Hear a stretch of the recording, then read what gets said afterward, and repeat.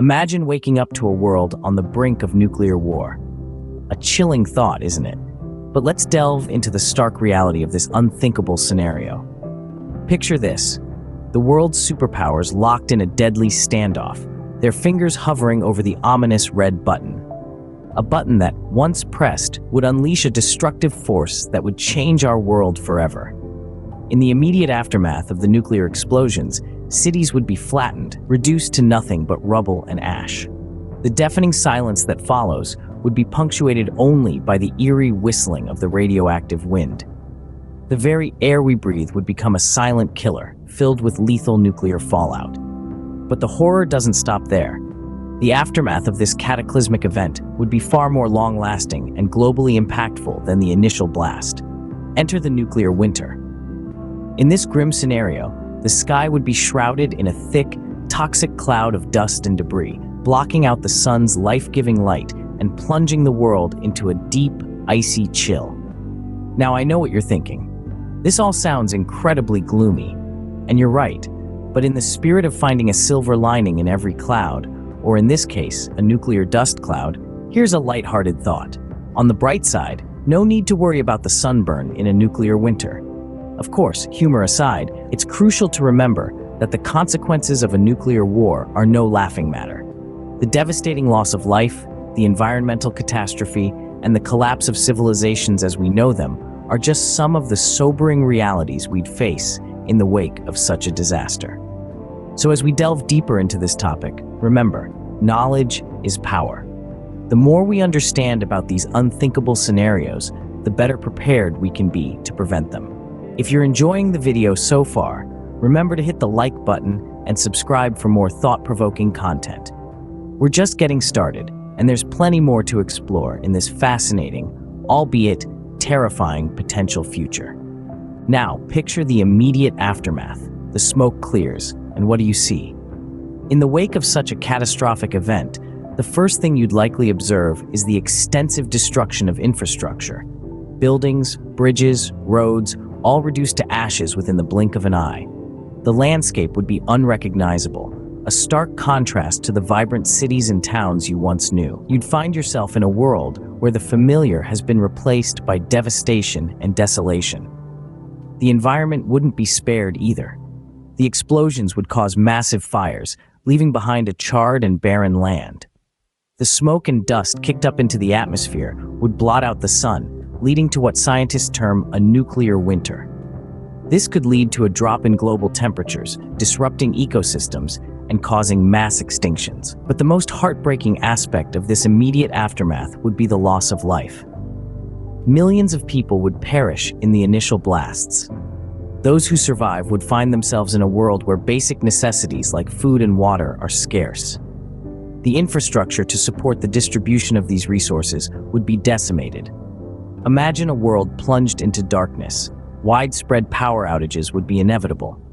Without electricity, life as we know it would halt. Hospitals would struggle to function, communication networks would collapse, and life-saving technologies would be rendered useless. Food and water shortages would become the norm. With agricultural land destroyed and water sources contaminated, feeding the survivors would be a monumental task. The lack of clean water would further amplify the risk of disease outbreaks. In the blink of an eye, the world could be thrust back into the Dark Ages. A world where the fight for survival overshadows everything else. A world where the progress we've made over centuries is wiped out in a matter of moments. Hard to imagine, isn't it? But it's crucial to understand these scenarios to prevent them. So, you've survived the initial blast. What happens next? Well, the long-term consequences are as daunting as the immediate ones, if not more. The most immediate long-term effect would be radiation sickness.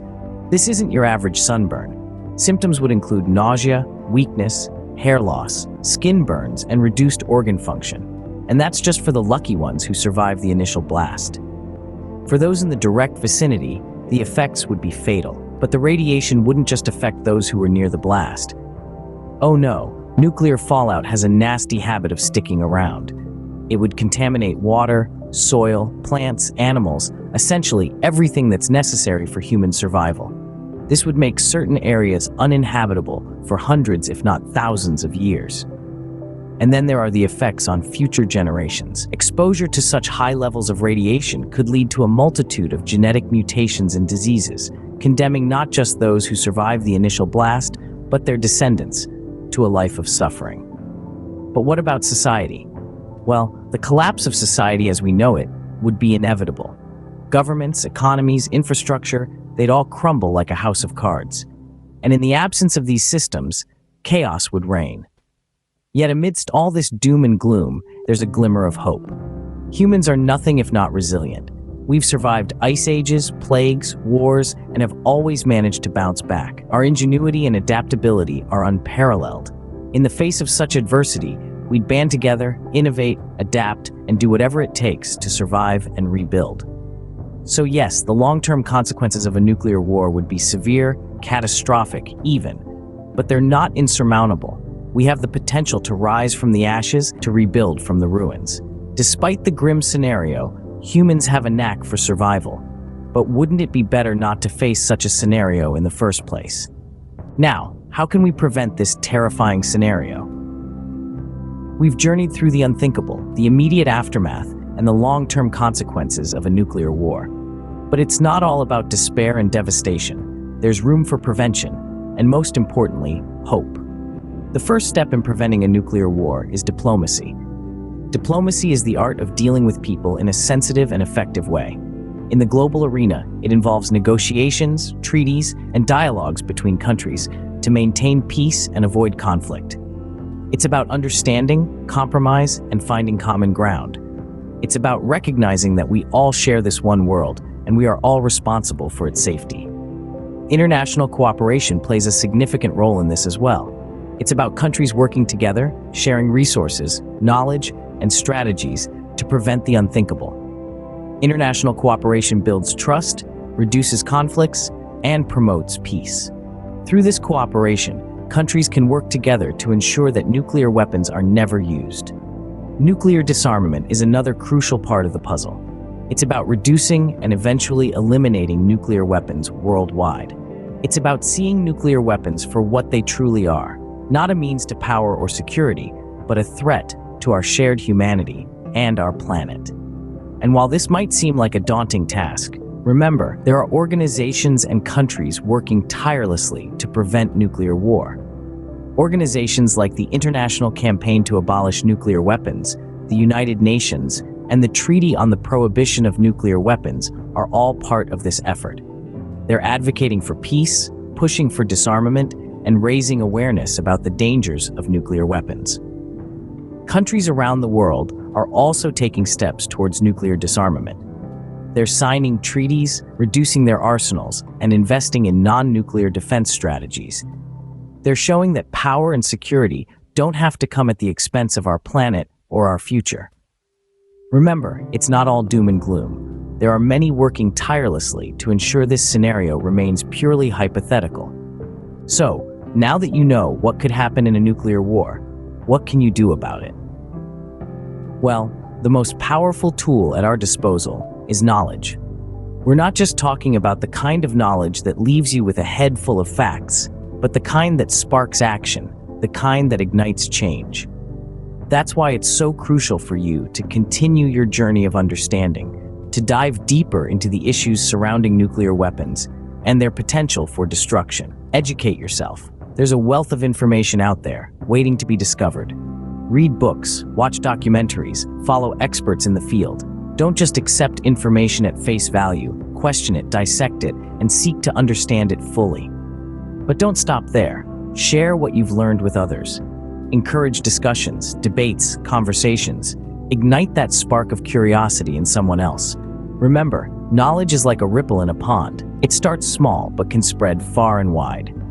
Support organizations that are working tirelessly towards nuclear disarmament. These are groups filled with dedicated people who are fighting this battle every day. They need your help, your support, your voice. Vote for leaders who prioritize peace and diplomacy. Leaders who understand that the true strength of a nation lies not in its arsenal of weapons, but in its commitment to peace, its dedication to diplomacy, its willingness to engage in dialogue.